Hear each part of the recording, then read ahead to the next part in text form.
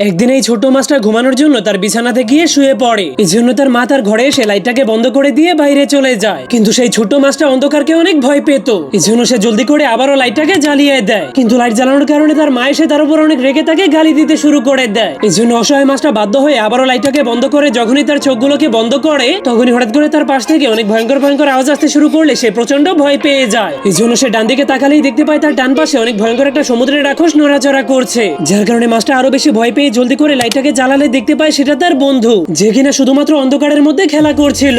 যার ফলে তার ভয় চলে গেলে যখনই সে চোখ বন্ধ করে ঘুমাতে যাবে তখনই সেখানে আবারও সেই ভয়ঙ্কর ভয়ঙ্কর আওয়াজ আসতে শুরু করে দেয়। এই জন্য সে এবার প্রচন্ড ভয় পেয়ে বাম দিকে তাকালেই সে সেখানে একটা আসল মনস্টারকে দেখতে পায়। যার কারণে সেই মনস্টারের বড় বড় এবং ধারালো দাঁতগুলোকে দেখে অনেক ভয় পেয়ে চিৎকার করে ওঠে। কিন্তু তখন সেই মনস্টারটা তার মুখটাকে বারবার খুলে খুলে তাকে খাওয়ার জন্য সামনে আগাচ্ছিল। যার কারণে মাছটা অনেক ভয় পেয়ে জলদি করে তার লাইটটাকে জ্বালালেই দেখতে পায় সেটা তো তার মা। এটা দেখার পর তার ভয় চলে গেলে সে অনেক খুশি হয়ে তার মায়ের সঙ্গেই আরামসে ঘুমিয়ে পড়ে। তো বন্ধুরা, যাওয়ার আগে আপনি আপনার মাকে ভয় পান কিনা তা কমেন্ট করতে ভুলবেন না।